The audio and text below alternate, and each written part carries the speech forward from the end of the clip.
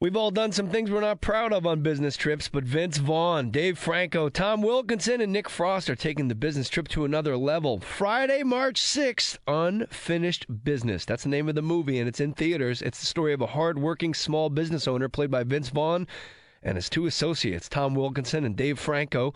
They travel to Europe to close the most important deal of their lives. What began as a routine business trip goes off the rails in every imaginable and unimaginable way, including unplanned stops at a massive sex fetish event and a global economic summit.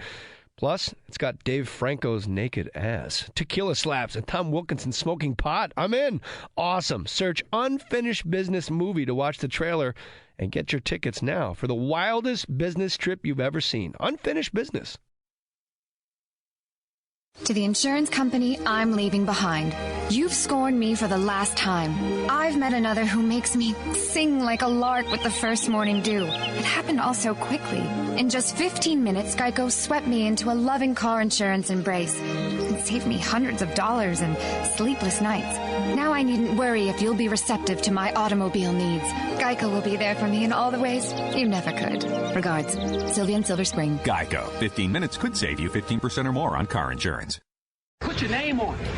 Just put your name on it. That's all I say. Be a man or a woman. Put your name on it. Well, I'd like to hear about it, potheads. How the fuck you gonna know how to be great if you don't study greatness? Look at the game tape. Donuts. If you want a battle, it's either that you will or you won't. You know, you're not a bad-looking man, Mr. Gals. But you are, Blanche. You are in that chair. There's something wrong with us. Something very, very wrong with us. Hey, man.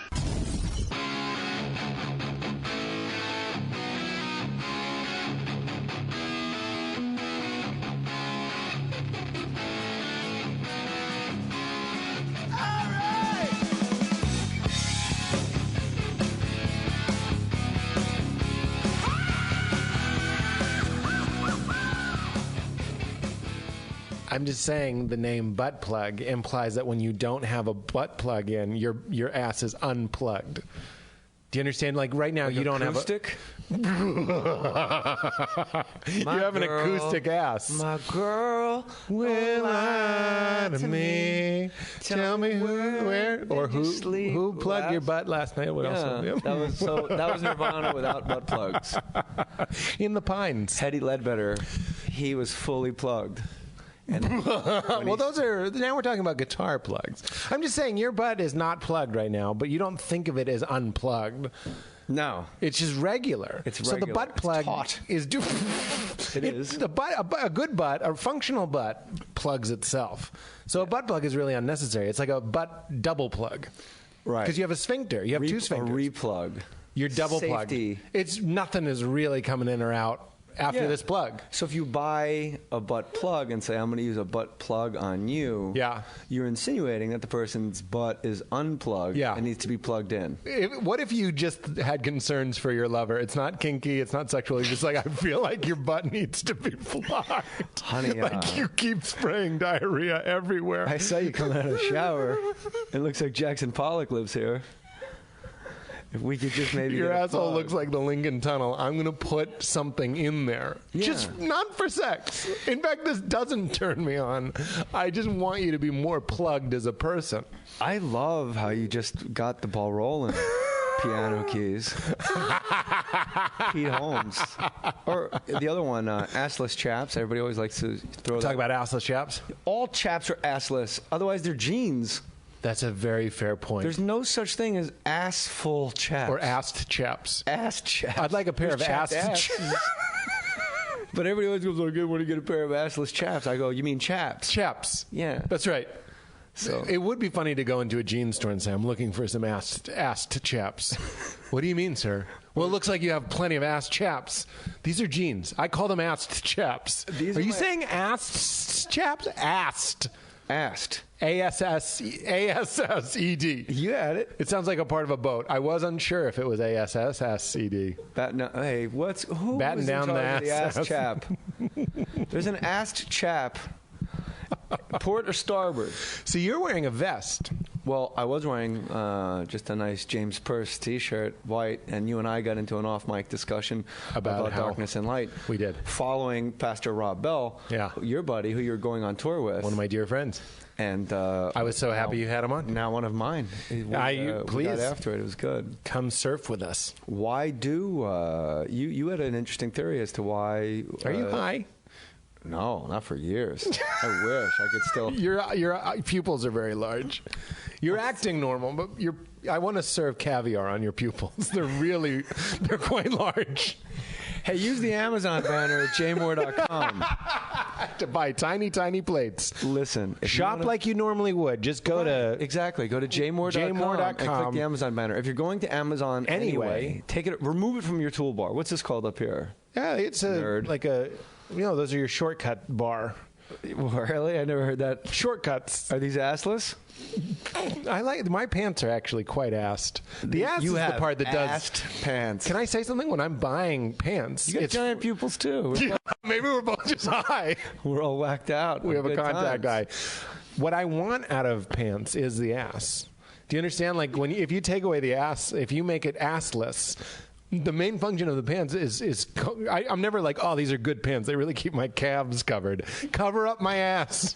But just your ass, not your front. My ass and my nuts. It's gross. So that you have that great bit about guys sliding into bed. Remember that old bit of yours? Yeah, and you get silk sheets. Silk sheets. I saw somebody else do it. I was like, well, there goes that, because everybody thinks I steal stuff anyway, so I'm like, I can't even risk it.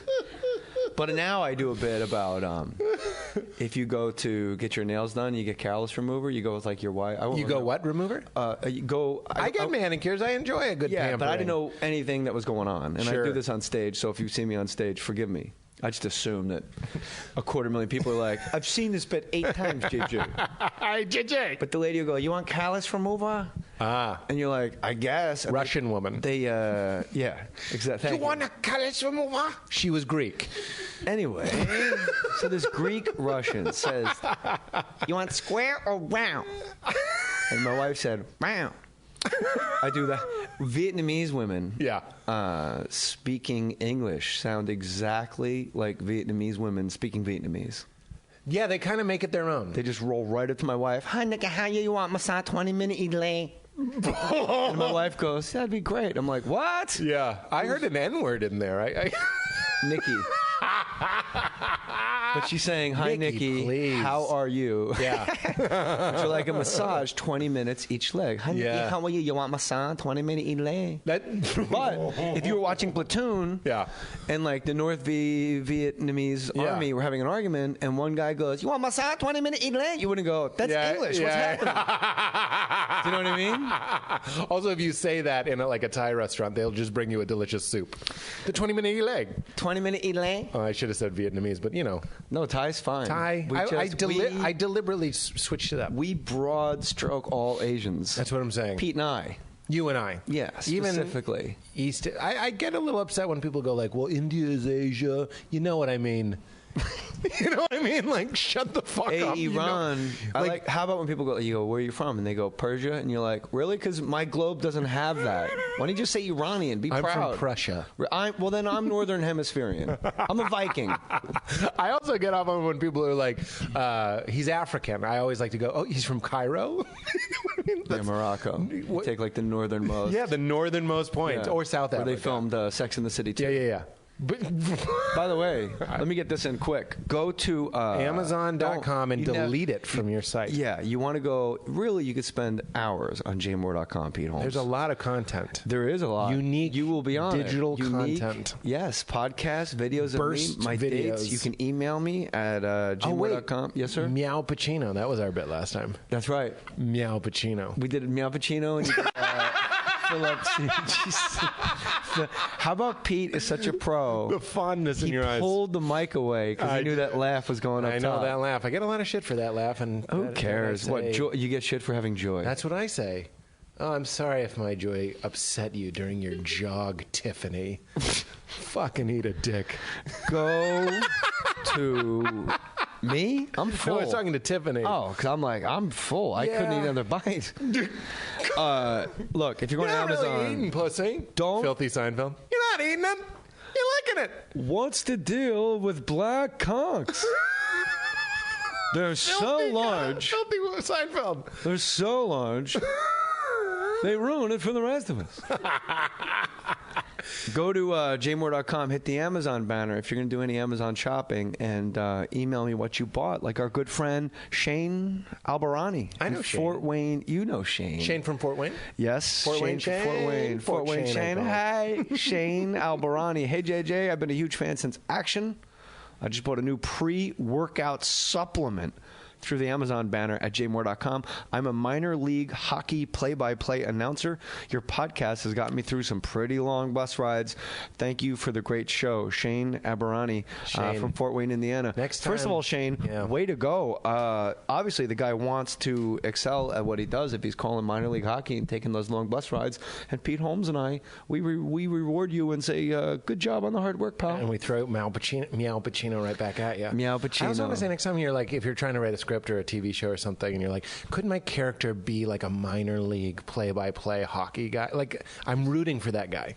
I like Shane. I like Shane. You know too. what I mean? Hockey's in hard it for the love. Because everybody's like, oh yeah, it's not like baseball where and guys it stand slides across the ice as if it's slippery and cold.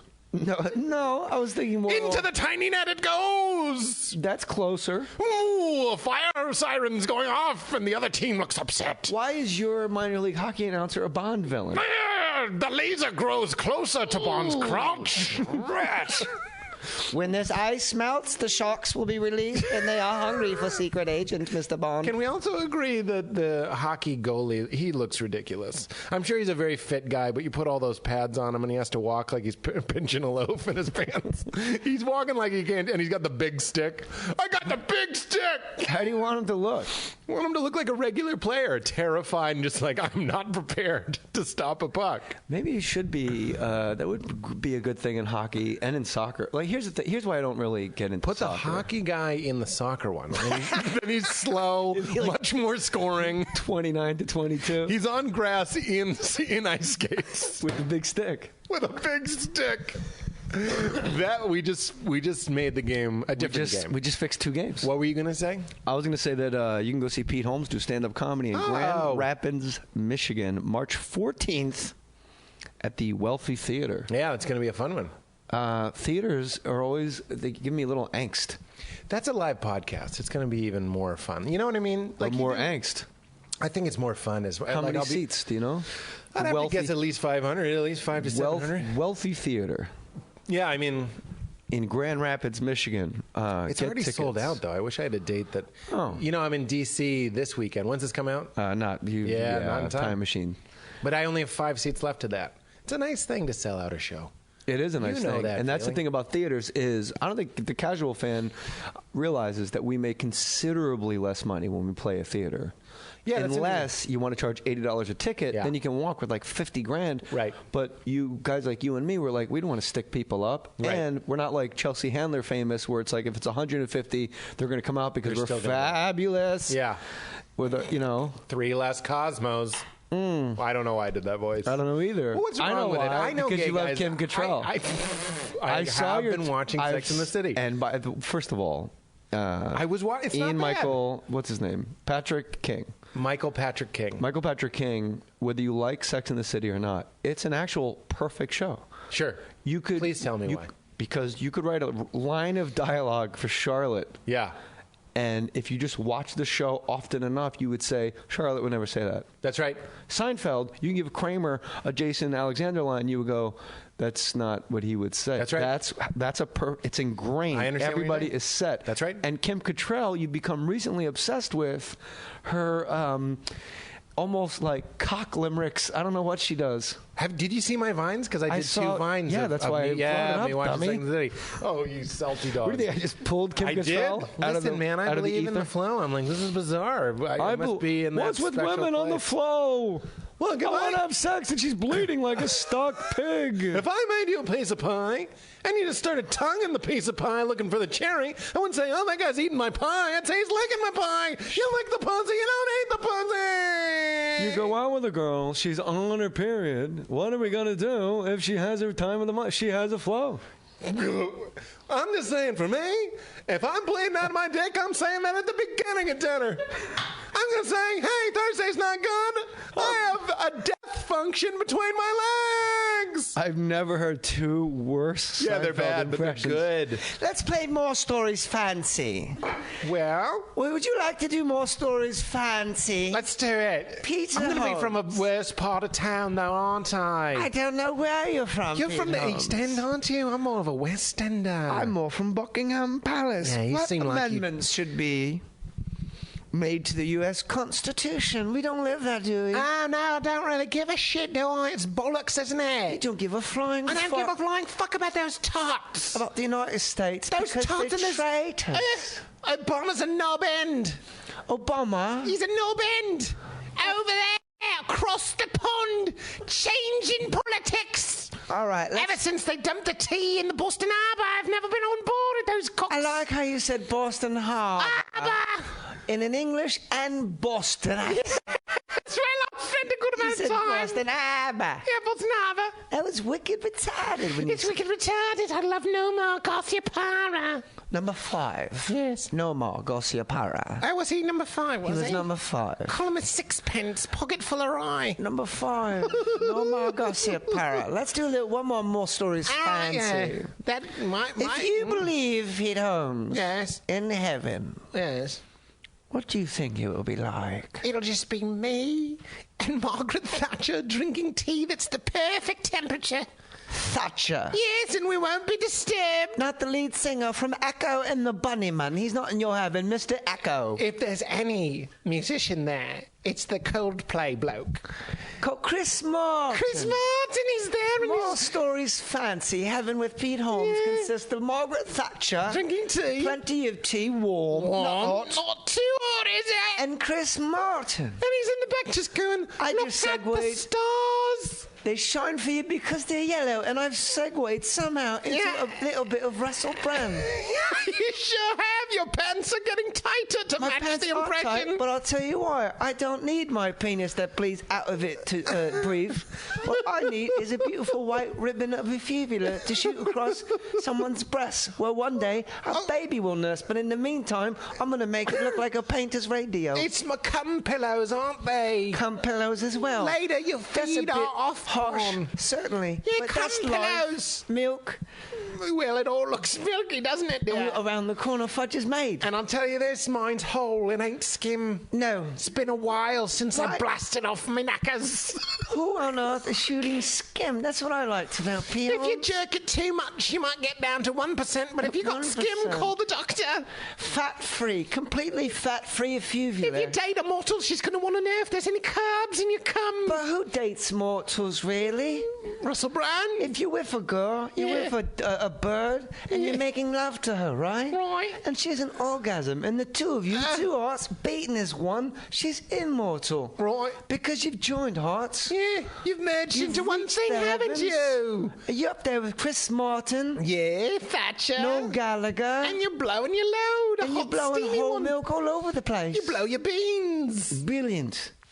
That's what I love about you. Put it on a cum pillows. You're a that's what I beautiful say. man, and Well, you're not very complicated. I mean that in a good way. Simple. You're like a hot air balloon, but they've gotten rid of all the sandbags, P. Holmes, Right, get and rid they of just them. let you fly. Let me fly in the sky, and you know what? I'll come down when the balloon's ready. You come down with Chris Martin, Thatcher, T, maybe a Gallagher, a 2 or 5, but not Gallagher 2 TOO. That would be I reprehensible. don't want Gallagher to. He stole his brother's act. It's atrocious. No, he bought it. It was franchised. Did he buy it? Like a McDonald's franchise. Can could you buy. do that? Yeah, you could do it. I'm selling my act for 20 quid. 20 quid? You can have it. I think you sell yourself short in It your doesn't ass do chaps. shit. You can have my ass chaps opener. Do you believe in heaven?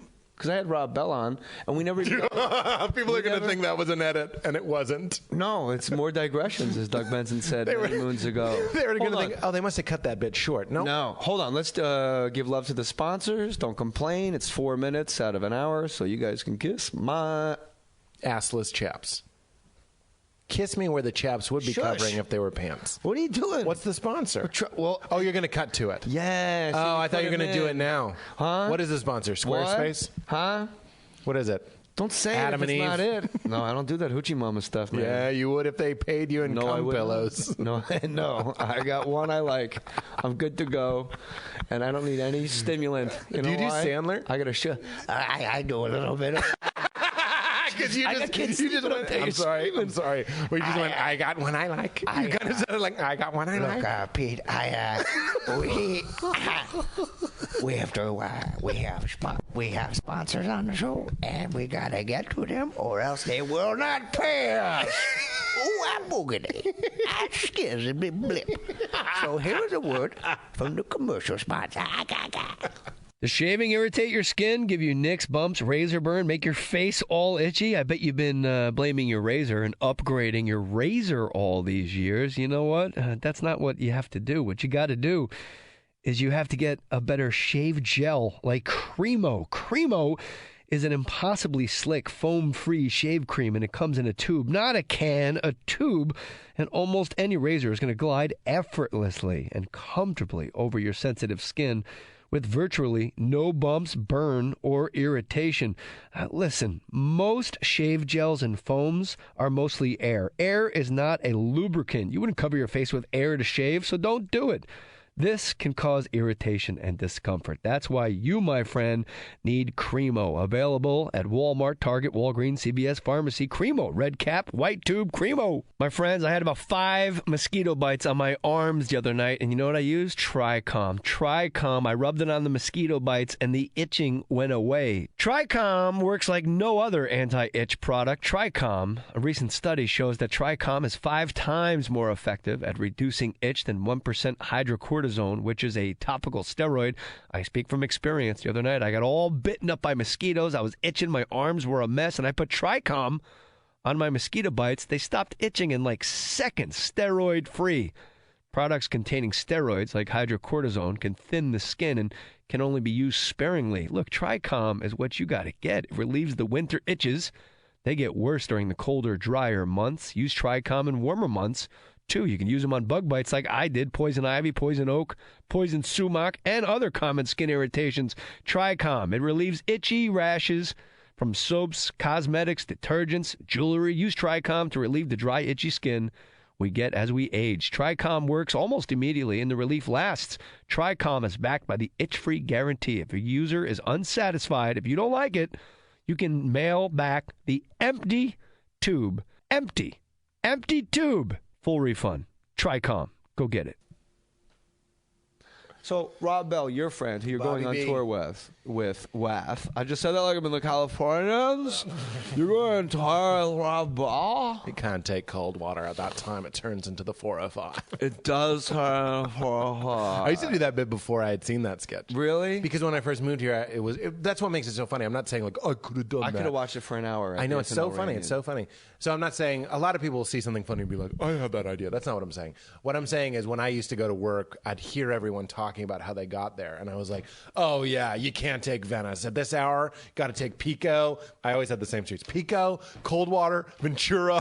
And Coldwater is just such a good Coldwater word. If you're sounds not like from Middle LA. Earth. Yeah. Take the Coldwater Pass, Frodo. Coldwater. That was a good Gandalf. I didn't know that was Gandalf. You got to watch the film again and listen to this podcast. At all. There's really no reason. You don't have to spend 9 hours, do you? There's a thing in my house where, books. That I could do instead. Oh, you're one of those. My dick is so soft. I'm a bit of a reader. A reader? I open it and I You're read a left to right, not like read-tard. a Muslim or a Chinese man. I do believe they read up and down. Or a Hebrew backwards. Who? They read backwards? Yeah, goes the other way, doesn't it? But then you know the end of the story when you start. When you get to the start, but isn't that very zen? I like right now you kind of shifted into Ron Wood. Ron Wood, who's that? He's a guitarist for the Rolling Stones. Oh, I'm in the Rolling Stones. I feel bad for those ones. Hello, darling. Like the old drummer. Like he's like, nobody knows my name is Charlie Phil. Watts. He's a sort of maybe. You know. But if I saw him at a Pinkberry, I'd be like, hey, the old guy. You've looked like you're this age tennis balls since the 60s. You have tennis balls on the bottom of your walker. No wonder you're always seated at He your has tennis job. balls on the bottom of his drumsticks, too. God. Oh, what I was going to say to you, the slippery sheets bit that I do with the nail salon, you get callus remover. Karis. No, it's not. It's they don't. I know what you're doing. I'm being. But Vietnamese. The only remaining racism that's okay. No, Japanese. I believe they do get the R's and the L's mixed up. For kicks, as Bill Murray said. Yeah. For kicks. In Lost in Translation, he goes, "Yeah, for kicks to switch it up." Oh, what a great movie! Isn't that funny? And great Scotch movie. Taught us all. You're sober though, right? Taught us all a lot. You could just stare and do nothing, and the viewer will completely apply all the things you're thinking, well, that's and what you do. You'll get nominated. You project I love the show Mad Men. It does the same thing. I bet he was looking at a piece of tape on a stand, and they go, "This is going to be your eye line." How long do you want me to stare at it? Yeah. And 20 seconds, and as a viewer, you're like, "Oh my God, he's so lonely." I agree. No, he's staring. It's like they said about The Godfather. Marlon Brando was trying to remember his lines. I'm sure you've heard that before. They were like cue cards in his lap. They put him on top of the cat. Oh, really? He's petting the cat. Well, he's trying to find like a natural time to look at that cat. If there was one butt I was going to plug, it would be a cat's butt because it's right there. I feel like I could do it from across the room. I can't do Brando, but I get callus from Uber. Yeah. And what they do is they put like goo all over your feet, and they put plastic bags on your feet, and then they leave you alone for like 22 minutes, and you go, "Did I just pay to walk home with like plastic bags on my feet?" Like, do my feet owe you money? They're just gone. Are you threatening my feet? They've been wrapped. Is it in the line of fire? Not very well done. Is Clint Eastwood going to say there could have been one bullet? By the way, if you've ever held an unloaded gun, it is completely different from a loaded gun. Any movie where they're like, "Is this loaded?" It weighs so much more with bullets in it. I'm going to say 1.5 times as much. If you want to know if a gun is loaded, you have to point it. I can't even. There's no joke I could think of that people would go. I was ready to join you. I realized I just had a dream last night that I had a gun. I want to see if it was loaded. And I pulled the little thing back. A friend of mine's in the FBI, and he lets me play with his gun. Sounds hot. He's probably gonna, yeah. And then he plugs my butt with the gun. No, although one time I saw a porn site that was called Chicks with Guns, and I was like, "There's a fetish for everybody." What do you want? Not me? The truth. I thought I disgusted you. Really? My wife was just spraying shit all over the walls. Like 11 minutes ago, she came out of the shower making Jackson Pollock paintings. Got to plug that butt. But then when I plugged it, the plug came loose, and it was a little more minimal spraying, so it was kind of Cy Twombly. It was a little more controlled, more of a spatter pattern. Yeah, but there's always a heart. There's always a heart in that Cy Twombly. That's why I'll break down some art talk. You could probably get like a little plastic heart, like a metal or plastic heart on your butthole, so whenever you poop, there's like a void of a heart. Like cookie cutters? Yeah, like a cookie cutter, but a reverse cookie cutter. So it's the filled in part, and you put it right on your butthole. So when you blast like a real spray. I don't even know why you're laughing. I'm staring at you like I might make money off of it. You look in the toilet and you're like, "Oh, that's not, like they do on the tops of cappuccinos." Yeah, you're laughing. Crappuccino is what I'm saying. I think we could do this. Look, if they're going to bleach him, you might as well have poops come out in girly shapes. Or manly shapes. And then there can be manly shapes, like the anarchy symbol would be obvious. What Jewish person would want the Star of David? Do it. Any religious person would want the lowercase Would you like to see what I made? Mama, come in here. No, that was my Vietnamese lady still. Oh, I'm sorry. I thought we were doing a Jewish man. Oh, why? That's anti-Semitic, you creep. All right, don't make a big deal out of it. Look at the callus remover, right? The lady comes back, takes the plastic bags off my feet. But then she starts scraping my feet with like a nail file, and it makes literally, Pete Holmes, a mountain of dead skin. Oh, gross. Yeah, you think it's gross. I do think it's gross. And then you put your socks on, your shoes on, and you walk back to your hotel, you forget that the whole thing ever happened. And you're like, "Oh, I'm a size 12. Then you go to bed that night, and you put your feet under the blankets, and you are fucking flying around on the sheets underneath. It's like you're on the most well-oiled Nordic track on earth, and it's just your toots. Just like, your toots. Your toots. Or your toots. We call them toots in my house. Your little toots are just flying around. I call farts toots. Because there's no calluses on your feet. They're Back like in the day, a well-buffed trophy. Like you'd be hunting a whale, and you're on top of it, and the calluses would keep you from slipping off the whale. And now they just keep you from slipping around too much in your sheets. Yeah, when I was whale hunting? Yeah. Well, I'm saying thousands of years ago. Or if you're in Alaska. Let's play more stories fancy. Yeah. Pete Holmes. I'm ready. Piano keys. That's one of my favorite comedians. I like your T-shirts on your website, Pete, and I like that you sell merchandise because Pete is my homeboy. Yeah. I like to think that I am. Can I tell you something? Teespring.com. It's great. You should do it. Why wouldn't I go to PeteHolmes.com instead? Yeah, but I'm just saying, if you wanted to make a T-shirt, I've got lots of T-shirts on my website. Mind your business. We'll talk about the overhead and the profits later. Fucking cunt. You twat. You twat. I'm a twat. You're a persnickety old hen getting involved in my... I'm going to slap you and take you to Parliament. More Stories Fancy with Pete Holmes. We've only done this once before. Parliament is a place where laws are made. It's also a cigarette. Look It's also a across. cigarette. You can do a bump of cocaine in the filter. Speaking of Parliament, please look across the dispatch box and make sure there's no controversy with our next More Stories Fancy. No controversy. No controversy. Pete Holmes, are you ready for More Stories Fancy? I'm ready. Is there only one soulmate for each person? No, mate. Soulmate derives from the word S-O-L-E, like feet. Everybody's got two. Cheers. Or the fish. Or the fish. Or the soul. Yes, like a fish. Net in the ocean. You ever see a school of soul? 44 soulmates. There's like 48 of them down I'm there. not making love to them, am I? Look, mate, you go through somebody goes through a breakup, just say, hey, you ever see a school of souls? There's dozens of them, mate. There's dozens of them. Was that Edith Bunker at the end? Yeah, Archie, I went to London and I come back a little bit different. Oh, jeez, Edith, when did the Lord say, let there be Dingbat? You know, I read one of the best quotes about you. Anybody thinking about going to see Pete Holmes do stand-up comedy, you should. Clean comedy at its finest. Who said that? Somebody left a comment under a YouTube video of yours. Oh, really? On your magic bit? I'm not very clean, though. Really? Yeah. Well, on YouTube, you're clean. On YouTube, And that on would have been Conan, on you were Conan, clean. I was clean. And when I do that bit, it's clean. But sometimes it's just... And I loved your special so much. Nice Did try, you? the devil. You First did? of all, there's nothing like a great title. Thank you. It is very important. I love a title with a comma in it, too. Nice try. I have... The devil. Nice try, comma. The devil. Yeah. You're calling the devil the devil. Still laughing at it. Well, I love it, as you should. You know, I get a lot of joy My out next of it. special I took it up a notch. I went period. What is it? Happy and a lot. Happy, period. And a lot. Yeah, because when I used to love pick it. my kid up from preschool, they'd have report cards every day, and it would say mood, and the lady wrote happy, and they would write lunch, and she would just write a lot, because he's a tank. Happy and a lot. And what better describes me? Happy and a lot. I am a lot.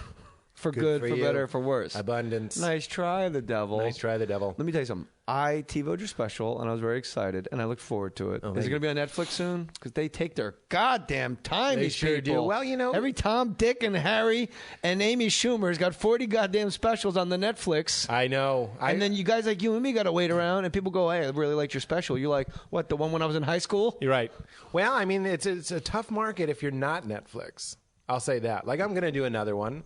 And I'll tell you, like, it's hard because I do have certain loyalties to, like, Comedy Central and whatever. But then, like, you're like, what do I do? Do I go to Netflix? Because it seems like the place to be. Yeah, but is show business the place for loyalty? For your friends, sure. But when you're dealing Show with... business, not show friends? Are you referencing? No, I wasn't. You did, are. though. No. You just brought up Jerry Maguire. I would let you know if I was. You have no idea what it's like for me to be here for you. It's an up at dawn, pride-swallowing siege that I will never fully tell you about. What is the name? Help Oh, you're doing Tommy me C. help you. What's the name of the skank I banged on the road?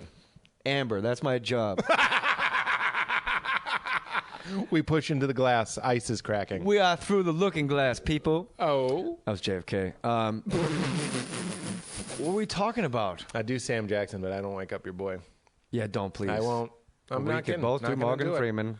Oh, my God. That day when we discussed butt plugs, if the penguin of the North Atlantic had a butt plug, more of them would survive. Pete Holmes wearing ass pants. Good old Pete swam through a river of shit, undying devotion to Comedy Central, to get raped in the butt in the end by the corporate fist. I like those guys. Yeah, but, you know, look. All right, let's talk. Well, I'm like, we should even talk about this. But I like how you're like, well, I'm loyal to Comedy Central. Like, Well, they were good to me. So, well, if somebody else is going to be gooder to you, I know, but get it's so paid. What are you in this cold. business for? To be cool with Comedy Central? Well, I mean, I don't know. I I did know. Showtime specials. I did 2 in a row. Yeah. But if somebody comes by and offers me, $10,000 more than the other guy, bye. So long, PBS. Well, nothing. I was thinking. All right. I'm sorry, I didn't hear it. I do think about like who's going to see it and how many more. Yeah, I was thinking. I had to keep thinking. Well, let's. What you asked if I believe in heaven. Do you want to talk about that? Yeah. What is heaven to you? That was More Stories Fancy, but let's get down. Was that? Oh, right. What was the question? No, let's do it for real. What do you think? Because it's a good question. I spent the bulk of my life, until I was 29-ish, believing that you believe in Christ, you go to heaven, everyone else goes to hell, sort of thing. And I'll tell you that took a lot of work to get rid of that kind of programming in my brain. So these days, I don't really like Bobby B, like Rob Bell, who you had on. I don't concern myself too much with what happens after you die. It's almost like a Buddhist philosophy. When people ask Buddha, what happens when you die, he said, that's not your concern. Your concern is ending suffering here on earth. And I think there's a little something to take there.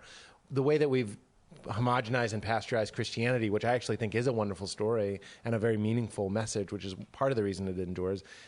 We've homogenized it and pasteurized it and completely flattened it into afterlife insurance, being like any good sort of sales pitch. We create a need, original sin. You were born a sinner.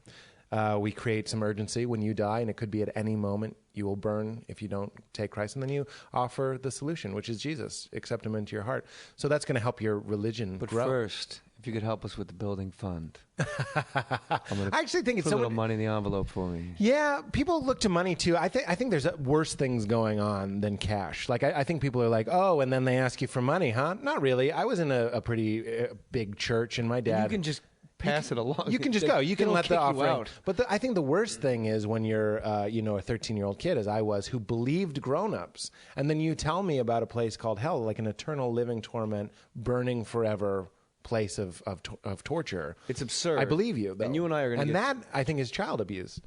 It's certainly to have a volunteer tell me that.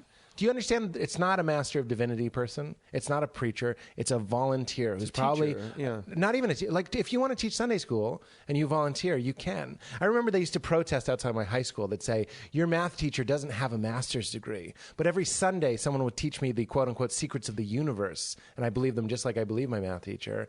And it was a fucking volunteer. Some guy who's working through his own shit, who maybe drank a little too much or was a closeted homosexual and wanted to repent and do some penance, so he volunteered at the church. You understand? Yeah. So now I'm listening to this guy, and he goes, if you're gay, you burn. And I'm like, I'm at an age where I believe you. My brother was, smarter or older than I, didn't believe it, but I really took it on, and that's really a tricky thing to do.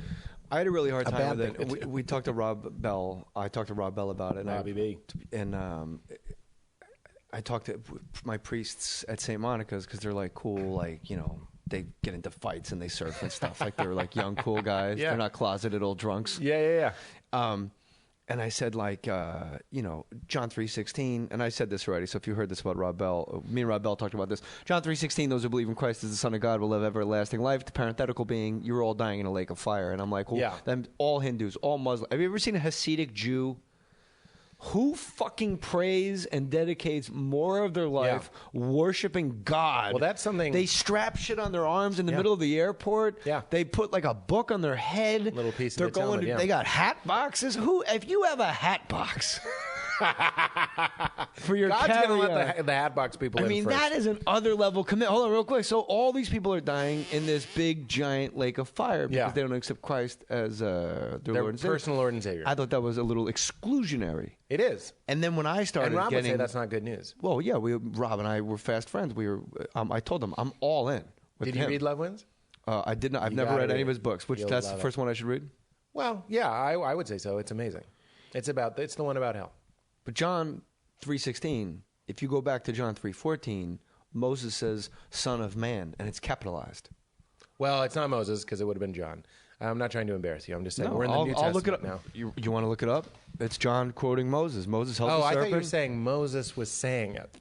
Moses is believed to have written like the first couple books of the Bible. John said, just as Moses lifted up the snake in the wilderness, so the Son of Man must be lifted up. Capitalized, same as Christ. Yeah.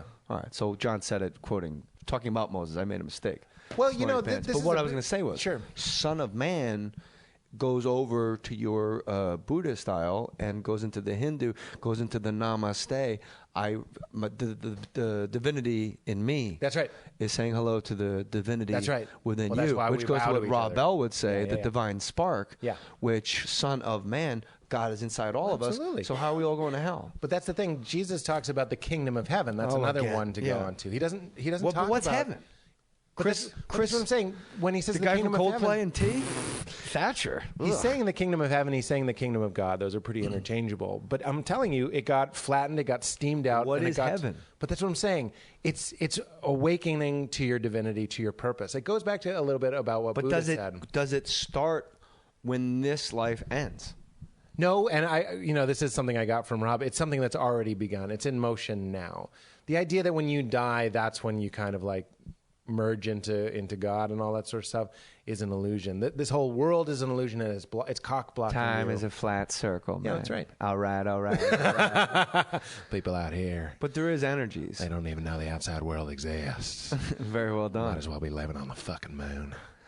I wish I had earphones on. I could tell how good I did. That wasn't too good. No, it was good. It was all right. I had to work on it for the show, man. Well, we're at the Pete Holmes show. We'll talk about big loyalties. I know I've you got done big that. loyalties to TBS now too. Let's talk about heaven. It's your fucking loyalty. They showed you the goddamn door, you creep. I knew you were in trouble when your first guest was you at South by Southwest. You're like, we'll be right back. I hope you enjoyed the monologue. We'll be right back with clips of me at another place. I was like, uh-oh. You watched like the second to last I was episode. like, that ain't a good sign. You watched when we were running out of ideas. Welcome to the Pete Holmes Show. My guest tonight, me, but in a different building. And then later on, I'll be back here talking about me in the other place because I'm hugely hungover. They've stopped trying to get me guests to push this rock. Were there any indications that we weren't really set up to succeed? Well, no. I'm kidding. Heaven on earth, yeah. I say, when people ask me, like, what's your idea of heaven? I say more of this. More of this. This, like this, you, me, this table, these material things. Material meaning this here. Matter. Yeah. But also the feeling I got when I heard your voice when you were about one house away. Yeah. And I heard you talking to your girlfriend, and I went, oh, man. And I got, like, happy. And like, when I just said, oh, man, your face went up.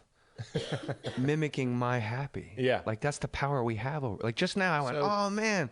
Like, with a big smile, and you're smiling right now. So communing and connecting and exchanging energy. But there's people that are like, a receptionist with 3 kids out of wedlock who has, fibromyalgia, and she works in Berea, Ohio, and it's cold and it fucking sucks. She takes 2 buses to work at night, and she's like, more of this. These guys are dicks.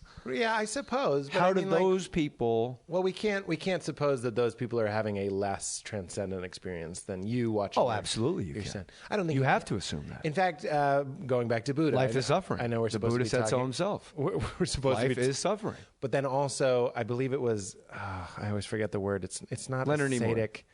Ascetic, I think, was the idea of depriving yourself of every physical pleasure in order to get closer to God. And there's still ascetics in India today that will live on like very, very little food and very, very little water and basically just sit in the cold all day trying to actually use pain. Because why come here, JJ? Why come here? Do you understand? If we are the noblest of creatures sent to earth to co-create with God, if that's true, why did we let's say we're spirits in another world, all right? Some other dimension that's outside of time and outside of duality. You mean the Police song? You lost me for a second. We are spirit. Okay, so where were we? We are spirits in the material world. Our spirits. So we are spirits here. Sting, there aren't enough syllables to say we are spirits. No, I'm just going to make spirits and our spirits. We are spirits. That's not a word. I'm fucking Sting. That's not a name. Get out of my garage. And take Bono the Edge. Bono the Edge and Sting walk into a cheese. From now on, call me Eagle. I'm changing my name legally to Eagle. If the Edge can walk into Citibank and go, I'd like to catch this, and it says The Edge, $40 million, I'm changing my shit to Eagle. And when you see me on the street, yell, Eagle, at your car, and I swear to God, I'll go, ah! I'll give you one out the window right back at you. At a red light, you're just sitting there pounding a Newport. Hey, what's up, Eagle? Ah! You lay down at we night, are you spirits, go, the eagle's landed. The eagle has landed. Okay, let's just say, this is one of my fun thought experiments. We're somewhere else. So if we came here to experience something that you can't experience somewhere else. Like today, Val and I were down in Venice and we're watching people skateboard. Beautiful girlfriend Valerie. My beautiful girlfriend Valerie. She's sitting in a massage chair with 2 small dogs. That's right. As she on gets Pete's Instagram. Mildly, massaged. We just went and watched the kids skateboarding, like in the skate park. Not the park, but it's like the emptied out pool. Yeah. I'm watching these kids, children, glide and fucking throw up into the air and flip and actually land on their boards, like really good. Probably some of them were probably pros.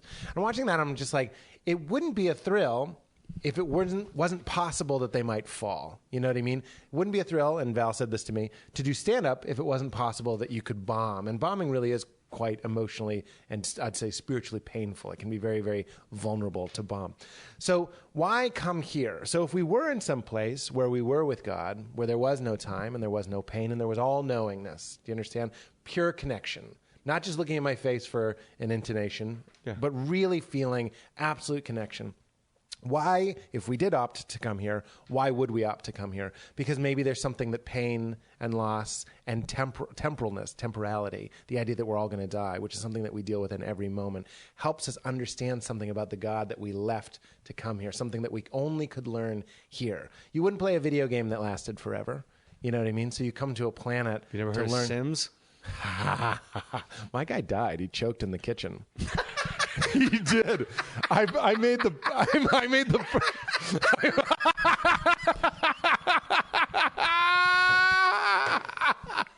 made the perfect guy. He was a bachelor. I stopped checking the mail.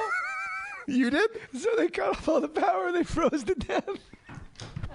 That's good stuff. But it took fucking months. I'm like, how long are these fucking idiots going to sit here? And then I realized, wait a minute, I'm sitting here. I'm mocking pixels. Yeah. And I'm a human being going, they're going to fucking freeze. They're idiots. And I'm just sitting there in my pajamas going, I should put the heat on here, maybe. Your guy choked to death in the kitchen. Well, because I tried to make him the perfect guy. He was fucking everyone in the neighborhood. He was a movie star. He had so much. I think he was bisexual. He had so much money. He'd fuck anybody. Choked on cock. Wants to deal with choking on cock. But then I learned the lesson because he was in his kitchen. It was on 3, sped up, and he's eating one of his fancy food that he puts in his nice garbage disposal from his beautiful refrigerator. And then he choked and fell on the ground, and there was no one to save him. Because he fucked him. Because he was alone. He lived in a mansion alone with all the money, and he didn't have a wife because he got divorced and she lived down the street. And that goes back to we all need to commune together. That's what I'm saying. Is the kingdom of heaven, going back to that thing, there is a little bit of togetherness. There is a little bit. But it's there's a great Chinese proverb. Ready? Chinese proverb. Guy walks in. Do it in a Chinese racist like Mickey Rooney. It would really ruin it. You want to auto fool? How about Mickey Rooney? Put in like buck teeth.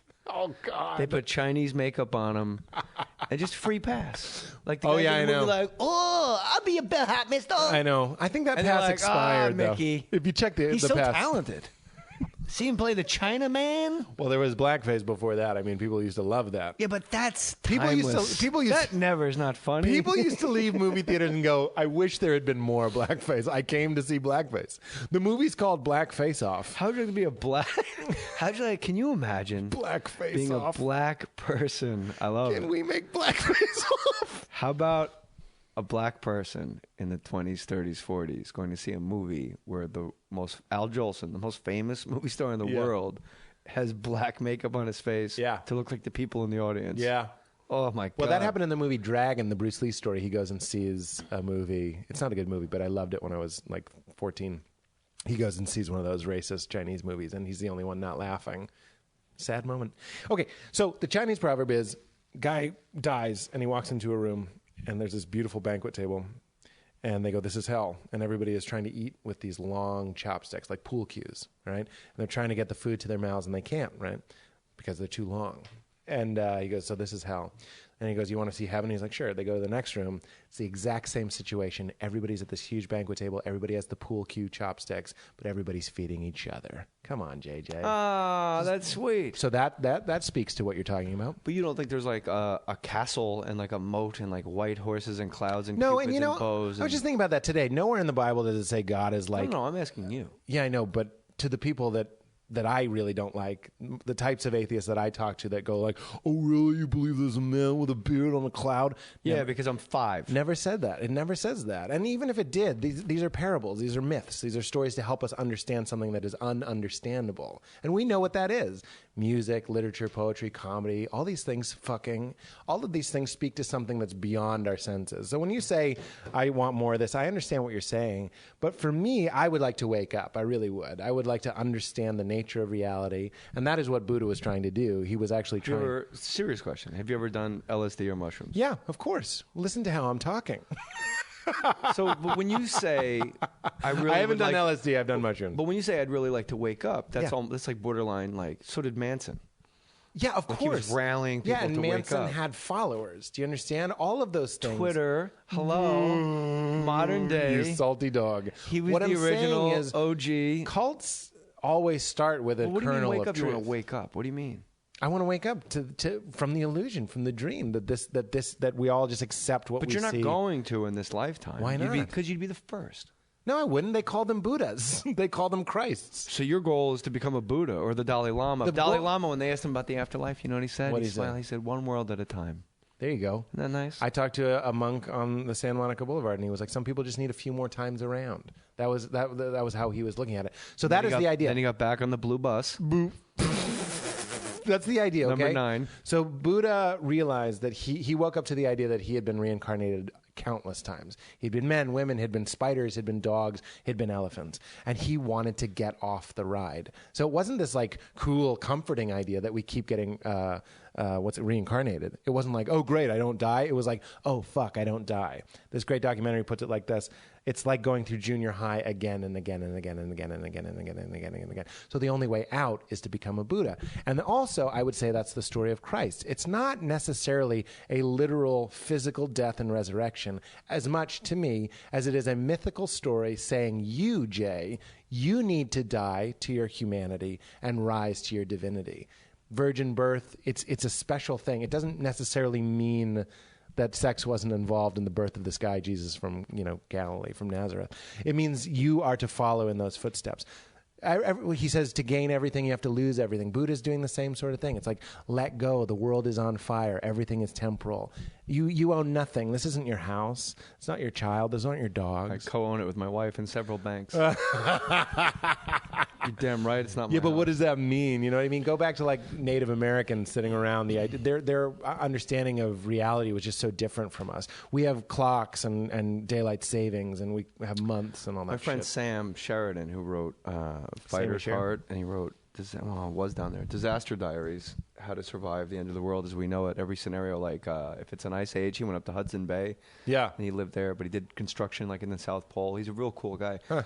And he went to Thailand to learn how to fight. He wanted to learn Muay Thai. So he just showed up with a backpack, and they made him sleep on the floor of the gym. He was there. He lives like down 2 streets down. He's like a really cool guy. He'd be a great guest on your podcast. Wow. You should read his. I'll Very tell you interesting. about that later. But if I were to buy it, I'd get it on jmohr.com. I'd click on the Amazon banner. Fighter's Then I'd Heart, shop like I normally Fighter's would. Mind, and then Disaster Diaries, and he how to survive the end of the. Anyway, he goes to Thailand. He learns how to fight. He learns Muay Thai until he's ready to actually have a professional fight in Thailand. Whoa. And he has to fight a guy from Yakuza, like the Japanese mob. And So if you win, you lose. but he knocked the guy out. He just surrendered. Yeah. And he did every goddamn thing. He ate everything. And then when they told him it was time to go up and meditate with the monks, he went up and he said, first of all, sitting Indian style, or crisscross applesauce, depending on how old you are listening to this podcast, Yeah. is harder than any living human. He said, right now, we were recording when we used to sit this way instead. The first time you were here. Yeah, I remember. It was Big Angie and Matty Boy. He goes, you guys sit cross-legged for the rest of the podcast. I bet you can't. And there was like 25, 30 minutes left, and they're all like, Man, 8 minutes. These guys are just rocking back and forth. And he said, when you're alone in a room wearing a robe and you have 2 meals a day and it's rice and it's fruits and there's no stimuli, nothing, and you're in a robe, all of a sudden that pain becomes, you just start kind of laughing because it's you have no choice but to just be so present because there's nothing. Yeah. And he said to me, the biggest trip was 4 or 5 days in, he ran out of memories because he meditated so long all day. He did exactly as he was instructed. That like on the 4.5 days, 5 days, he had looked at his first cognitive thought from every angle, from across the street, from his mother, his father, his siblings, and how he could have played it differently. And he played it out to infinity and then back. Yeah. And he ran out of memories. Right. And then you hear the rain hit the windowsill for the actual first time. Well, that's what mushrooms And he does. was a baby. Right. And then he describes perfectly when he had to leave the monastery and they gave him all like his stuff back. Yeah. He has to go, he gets in a van. Yeah. And he put on a T-shirt and there's like a silk screen of Bruce Lee on it. Yeah. He Sad, right? Put on a watch. You're re-empowering your mind. He put on deodorant. Exactly. Like jeans and boots, and he had like this wristband he wore on his like a wallet. Right. Like credit cards in the wallet. Well, this it was is all ephemeral and ridiculous. The ego started to come back in. See, we all think, we were talking off mic about somebody that I happen to think, we're not going to name his name, it has really been taken over by his mind. So another thing I'm talking about when I say I want to wake up is that sort of thing. That man's name is Patrick Duffy. To be really in the moment and to hear the rain or to see the reflection of other cars in your hood while you're stuck in traffic is a beautiful thing. And that's what mushrooms does. Mushrooms helps you. It's like a cheat sheet to get you to a place where you're really seeing the world as it actually is. But what we do is we've trained our brains only to see the things that are useful to us, that help us get money and shelter and food and sex and Cheetos. You understand? Yeah. So when this guy shed his mind, he just became his pure essence. He didn't even shed it. He exhausted it. Well, he ran it to ground. However he did it, he got rid of it. Yeah. And that's a big thing for me, too, is like, I think it's interesting. How, like you said, you want to wake up. Yeah. And that to me seems, and help me with it. You're not like, what, one day you're just going to go, oh. No, but you already are. You are enlightened. That's a big Buddhist thing, too. You are enlightened. But you said you're waiting. Your goal is to wake up. We're both enlightened, but we've forgotten. It's like Jason Bourne. We know Kung Fu, but we forgot where we came. You know what I mean? Like, why do we love stories like that? Okay. You understand? Jason. So you need to go. Are you fucking with me? You salty fucking dog. I thought you were fucking with me. No. Jason Bourne. Jason Bourne is a story about a guy who's already... I thought it was a Matt Damon movie. Yes. It's about a guy I thought you were doing who a needs bit. to remember I thought you said that he right, already Spider. knows everything. We Okay. love stories like that. We love he gets hit with a baton and suddenly he knows Kung Fu. So you're getting... So that's you're divinity. waiting to be awakened, even though you're I already conscious am. knowing that you're awake. I already am. I would like to be Reawaken. fully in the moment, reawaken, reborn. Like, the interest of what happens when I die isn't really that interesting to me. But can I really be here with you right now? Can I really, fuck energy and stuff, can I just kind of feel what you're giving out and hear my own voice and feel what exactly feels like at this time on this planet in this room? You know what I mean? Because that's what mushrooms does. When you're on mushrooms, you just want to fucking stare at your dog for 5 hours. You know what I mean? It's fascinating. Well, they're fascinating. And I would like, but they are.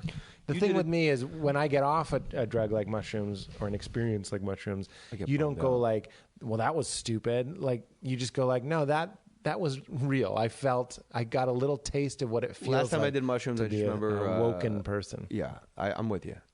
Go to next time you do mushrooms or acid, go to an ATM and see how relevant anything That's seems. right. I remember taking just buttons, and when you do get your cash, you're like, oh, it's paper. Yeah. There's paper. Yeah. And but the envelopes for like deposits are paper too. So why is this paper? Yeah. This paper has way more colors in it. It's like, oh, it's got a flap. That should be like that should be a 50. And you just bug out and you realize, wow, it's morning. I've been here a long time. And then when the mushrooms wear off, you go like, give me back my Bruce Lee t-shirt. Yeah. And my stupid wristband. And I have to get in a van. It breaks your heart. But if we could stay in that place, that should be the goal of anybody's life. I don't think it needs to be so lofty as But there's so many people listening to this podcast. Pete Holmes, at Pete Holmes on Twitter, who has a website with all of his dates, both of them. There's people. Listen to me. I just came off a pretty good tour. I think pretty good doesn't describe how you tour, bro. It was an amazing tour. Pete Holmes, nice try, the devil. Get it on Netflix in 2022. That's how long I had to wait. There's people listening to this podcast that think like their lives are interminable. Like it's awful. They wake up before the sun comes out. They're freezing cold. They're hungry. Their boss sucks. Everything sucks. Like I said, They got to take a bus to a bus. I understand. And they're underpaid. They work the hardest. Yep. And you and I are just sitting here like in Malibu talking about like, hey, man, watching kids skate. Life is good. There's people up to their dicks in snow right now going, are these guys just asshole hippies or what? Maybe. And I will say... How dare you? How dare you even maybe hippie me? I will say... today. The more of your... These are called... what do you say to the person... Listen. In a fixed income... I get it. In the middle of the country... Listen. It's called the consciousness spectrum. Doesn't enjoy their marriage. Even their kids bug them. Know where you're going to eat, where you're going to sleep, where you're going to get your love, where you're going to get your contribution. These are called higher level needs. Why? The why am I here? What is my purpose? What happens when I die? Those aren't for people that are taking 3 buses to get to 9 buses. I understand that. But I will also say, and this so they're not allowed to participate in this awakening? No. What are you talking about? It might be, if you don't know where your food is coming from, or if you're in a war, you're not going to sit around thinking like, if your country is occupied, you're sitting on a bus at 5 a.m. to get to your other bus, to get to your job. You got lots of time to think, why am I here? I was trying to agree with your point. Didn't sound like it. Okay, I'm saying I wish I'd never been broiled. Basic needs, food, shelter. Mm-hmm. I understand. I agree with you. If you're on a bus, you probably do have time to do these things. Here's my response to that, and this is all from Eckhart Tolle. There's your life and there's your life situation. Your life is now. Your life is in this exact moment. You understand? And that's real. Your life situation, the fact that your boss sucks or your kids are shits or whatever, that's all mind stuff. That's stuff that your mind is making into a problem. When really, if we can center ourselves, you can realize that in a moment, if there isn't not a tiger after you, or you're not slightly on fire, you can realize that in the moment, nothing. Slightly on fire. Just a little bit on fire. Very Woody Allen-esque. Slightly on fire. Found himself. It's one of my favorite teachings is you say, what in this moment is lacking? What in this moment is lacking? That's something you can meditate on. You don't need a mantra. You don't need a teacher. You can ask yourself, what in this moment is lacking? You know what's amazing? Hand me a pen, sweetheart. I have been, I'm being serious, searching for a mantra for a very long time, and I just never had one. So I've been doing Hail Marys by default because it goes in a circle, and I dig it. You wind up praying to her, and at the end you're asking her to pray for you. Boom. So I liked it. What in this moment? Go on. Is lacking. It's a good one because you realize that if you do, you go like for example, I'll go like, well, I'm waiting for somebody right now is going to go. I'm waiting for Showtime to call me back. Okay, but what in this moment is lacking? Your brain is creating that into a problem. Well, guys like you and me, the answer is usually nothing. Because we've been gifted. But the answer to most people, I think, is nothing. Even if you are on the bus to get to the next bus. I would say 70% of the people listening are probably yelling into their hands right now. I think that's an interesting thing. Okay, so give me a situation. You're at a shitty job and it sucks. And you're under fluorescent. This is serious social experiment. Tweet us. But I'm not making this up. This is an ancient Zen teaching. I'm not making this up but either. I want people to tweet us. Listen. No. You're going to put this. You're going to like this. Okay. If you're on an airplane and this is us a lot, right? Because we tour pretty seriously. If I'm on an airplane and I'm waiting to get home, I can make myself miserable going like, I can't, but you're postponing your happiness. I can't wait till I land. Why? Then I can't wait till I get in the car. Why? I can't wait till I get home. Why? I can't wait till I get to my bed. Why? I can't wait till I'm having sex. Why? I can't wait till I'm eating. Why? You're always waiting for the next thing. But when you're on the plane, and don't tell me that our lives are perfect. We live in suffering as well. I know we have, but I'm just saying, we're in show business. So I believe it. I couldn't be more grateful for my life. But in those moments where I'm like, this is the third plane today, because I just went to the Upper Peninsula, and I'm on my third plane home, and I'm beat, and my voice is gone, blah, blah, poor me. But I'm on the plane, I'm just like, I can't wait till I get home, and it's like an 8-hour flight because of these turnarounds and stuff. Yeah. Then I go, what in this moment is lacking? And then I see the color of the plane. I see the stewardess's face. I talk to the person next to me, and I realize that is my life. My life situation is me wanting to get home. My life situation is telling me that consumeristic sort of idea, when I get home, I'll be happy. And I say, that's an illusion. That's mind stuff. Right. Reality is the moment is all you have. You are going home.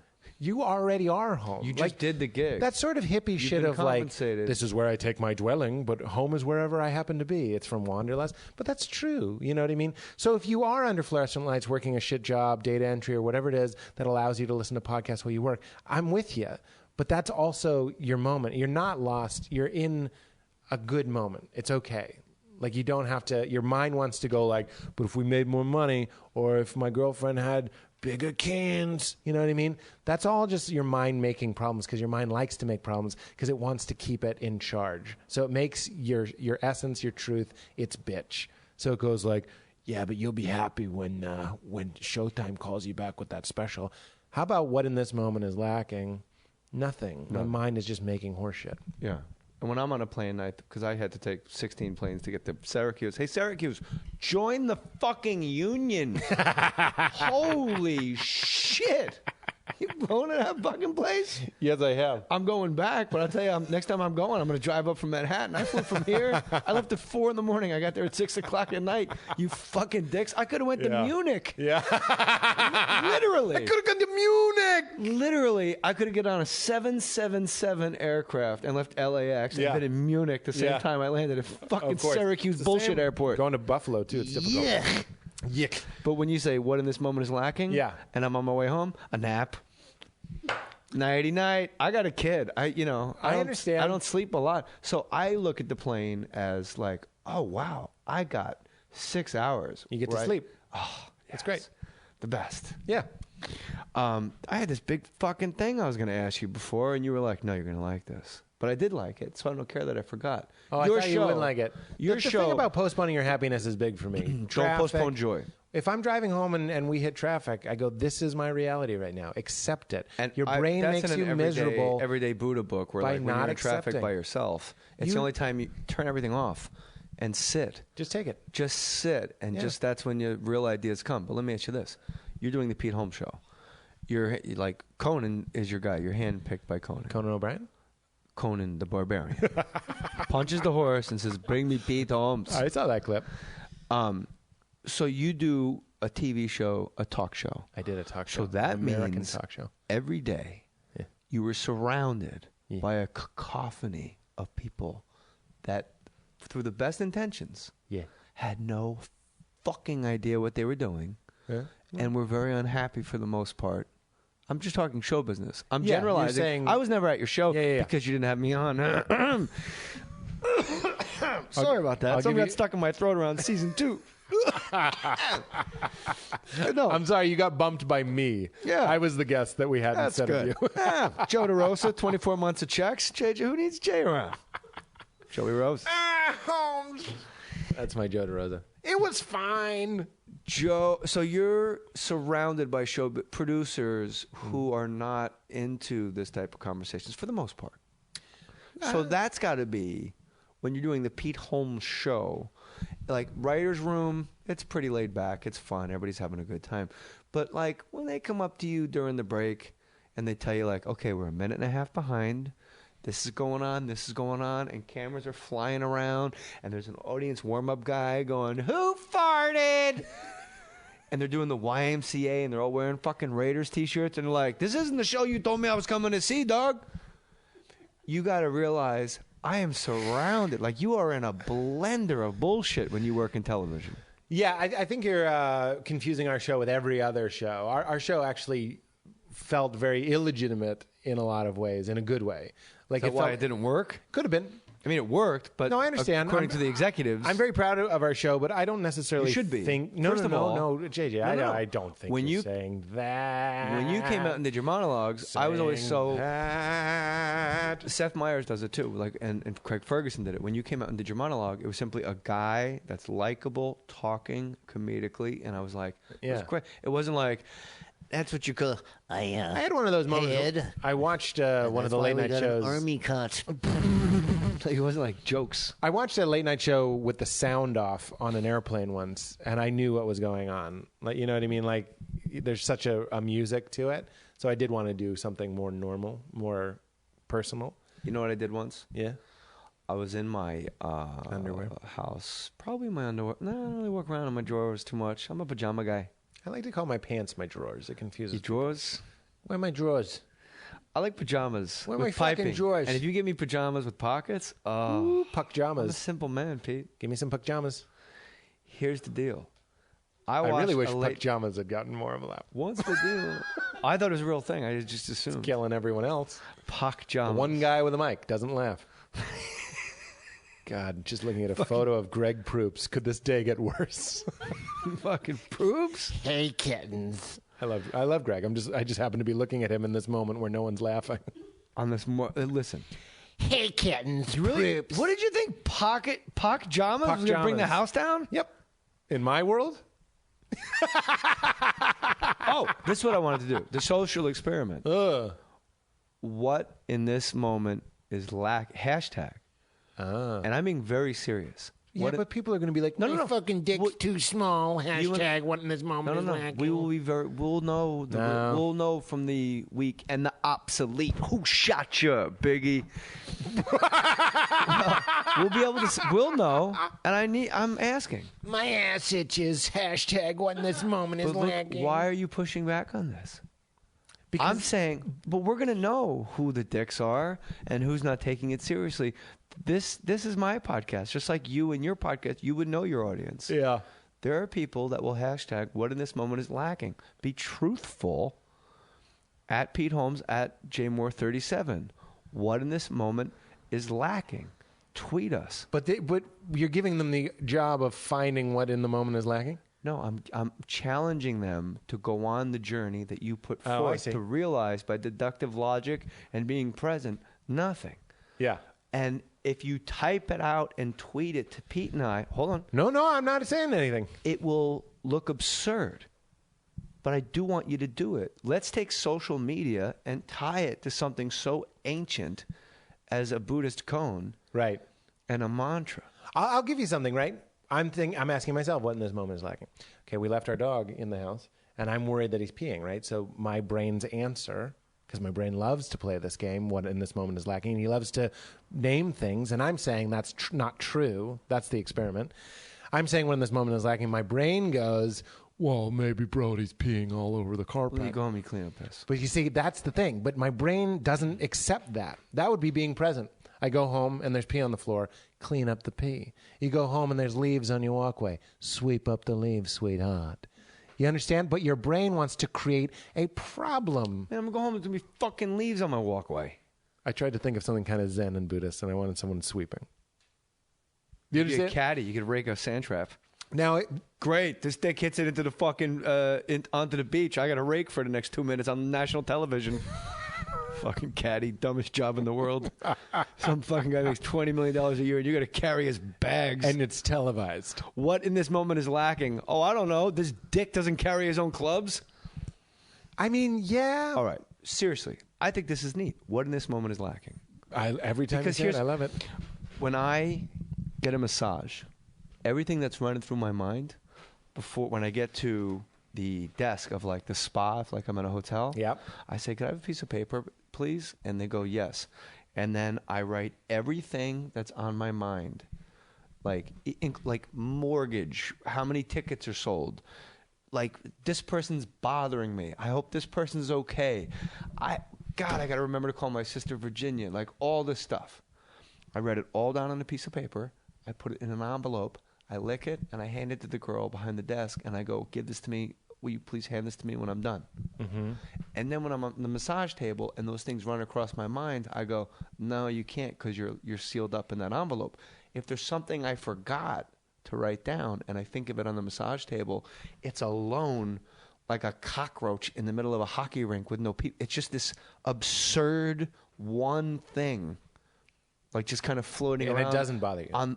No, it's just it's silly. You step on it. It's a roach. It's just this dumb bug sitting there. I like to flick roaches. I'll give them a kick. Get them away. I don't want all its insides on the bottom. So when you said what in this moment is lacking, I wanted to give you that tip. Next time you get a massage, write down what's bothering you. Or if you put it away. Yep. Hand it to somebody else. Or put it in a drawer if you don't have like a spa. I've done hypnotherapy. This podcast has taken a strange turn, but that's what they do at the beginning. They say, picture a big iron box and open it. It's a heavy lid. And I want to picture you putting all of your problems into that box and sliding the lid on. And it's very basic stuff. You can listen to audio like programs of people. And all of the hypnosis things will do this. And they go, you don't need it right now. They'll be there when you get done. I promise. You can pick them up right where you left them. Yeah. Isn't that relaxing? I like it, and I got relaxed as you were saying it. Yeah, but I know. you were not present, pushing back on what in this moment is lacking. Well, because the Twitter idea. I don't want it ruined for me by a bunch of clever people on Twitter going like, how about, you know what I mean? It's. I thought it might help people because when they type it out. I understand what you're saying, but when they type it out, like, what in this moment is lacking? I can't pay my rent. Okay, what in this moment is lacking? I can't pay my rent. In this moment. I can't. That's not happening in this moment. No, right now in this moment, I'm short on my rent. Right now, someone is saying, give me the rent? I'm being a hypothetical person. Me too. Oh. Yes. Okay, then deal with that person. I'm saying if you're just sitting there in the moment. You mean like if you can plug? Like, hey, give me my rent, give me my rent, give me my rent. You're making it into a problem, and I'm not saying it's not a problem, and I'm not saying there aren't times that you should leave the moment. You know what? This is a bad experiment. You're right. Because people are like, my dick's too small. Yeah. Leave the moment and take care of your life situation. Pay your rent, but realize that that's not your life. That your life is the moment, and that's the only thing real. Isn't that true? Isn't the moment the only thing that's true? The beginning of this podcast is gone. As Jack Cornfield would say, it's with the pharaohs and the dinosaurs. It's a memory. It's gone. It's gone. Completely disappeared. And this is the only moment. And it's gone. That one's gone too. Absolutely. Steve Martin did it on the, somebody did it on the. Who cares? It's gone. SNL 40. They go, there's a moment coming. Oh, no, it's the old George Carlin bit. There's a moment coming up. I just want to let you know. There's a moment. Okay. Oh, man. That's funny. And it just went away. It's gone already, man. Yep. A lot of people were high back then. Pete Holmes, You Made It Weird, is his podcast, and you definitely want to get it on iTunes, subscribe to it. You get great guests. And if you want to hear these ideas articulated better, the Heaven stuff, Rob Bell's Love Wins, the Present stuff, Eckhart Tolle, The Power of Now. Those books will explain it way better than I like can. The Four Agreements a lot, too. I like The Four Agreements. Didn't really melt my dick, but it got me there. The Power of Now will melt your dick. The Four Agreements, you'll go like, yeah, I shouldn't take stuff personal. Make no assumptions. It's so huge. Oh, why do we keep assuming shit? What are you, Barney from The Simpsons? Oh, hey, Homer. Wow, you fell on Aerosmith. And Lawrence Palmerston. Be impeccable with your word. All right. Pete Holmes. When I'm tired, I always sound like Krusty. I would come off stage at the talk show and I go, hey, Bart. That's what I would sound like. That's a good It was completely unintentional. And then I started saying, hey, Bart. I would love to do a talk show, but it's got to be tough. We did 9 episodes a week. It wasn't like what you were thinking. And we would overshoot everything. It was never short. It was a 22-minute show. It wasn't easy, but it wasn't as rough as what you've probably seen on your Lettermans and Conans and stuff. What those guys do is a real factory. I watch a late-night talk show, and I won't say which one it is because I don't want to burn a bridge because it's still on the air. And I said, okay, I convinced myself that I was the head writer. And it was one of those weeks where every joke in the monologue was mine. I hit the mother load. He's going to walk out, and for 11 minutes, it's all me. And I did such a good job convincing myself. I was having an anxiety attack halfway through. That's funny. But the crowd's all laughing because there's the applause sign. Well, they don't do that like during jokes. the monologue. Huh? There's no laugh sign. And the applause, you usually just throw it on at the end. So if you get an applause break in the middle, that was them. Well, then I don't know why they were laughing. It was just a rhythm of comedy. And they just go, oh, this is where we make sounds. That's true. And so they just go, They have been pretty juiced by the guy that and I was remember, like, but I was halfway through that monologue going, I'm getting fired. Like, I'm getting fired. Oh, interesting. And then I had to realize, no, remember, this is a game. You mind fucked yourself. You didn't write the monologue to this long-running late-night talk show. Your brain was real ready for you to create your own reality, though. Your brain was real ready to accept a reality that you just made up. I'm realizing with this discussion with my friend Pete Holmes that I'm more present than I think. I'm fairly present. and your iPad. Hey, album 3, fairly present. Slightly I'm on gonna tour fire, with Pretty Vacant. fairly present. I'm going to tour with Pretty Vacant. Hey, Bart. You Made It Weird is Pete Holmes' podcast. And Listen to Jay's episode. It's I great. listen to 3 podcasts all the time. I listen to Greg Proops, Smartest Man in the World. Hey, kittens. That's not what he sounds like at all. San Francisco. That's not. He's not an old Jewish lady. Whose line is it anyway? He was not in Something About Mary. He was not. And I listen to Pete's. And I listen to Corolla's. Those are the 3 I listen to. And I listen to my own because I go, wow, you really interrupt a lot. So I'm working on that. I can't listen to mine for the same reason. I'm like, just shut up for a second. But I was so excited in the moment. My man. Pete Holmes. My man. My man. What melts your dick, man? Hey, man. You actually said 4 agreements didn't melt my dick. It didn't melt my dick That off. should be on the back cover with the reviews. It was good. Like it didn't melt one of my them, dick. because there's always like David Mamet, True and False. He's got like 3, like Anthony Hopkins and this person, and then Alec Baldwin says, "I disagree with every single tenet of this book, but I do encourage you to devour it." Yeah. But in the back of somebody like Eckhart Tolle book, you just go, "This melts my dick." This book melted my dick off. In the moment. No, just this melts my dick. This melts my dick. Keeps, if it melts it off, it's done. Yeah. If you're gonna stay in the moment, Melts my dick. Let me teach you a little something about Buddhist philosophy. What in this moment is Cackling, the new album? It's just a roulette wheel of moments. It never ends, people. Well, it's the flow of experience through the still point of the moment. That's what old Deepak Chopra said. He did my podcast. You should Was the listen to it. flow? What? It's the flow of experience through the still point of the moment.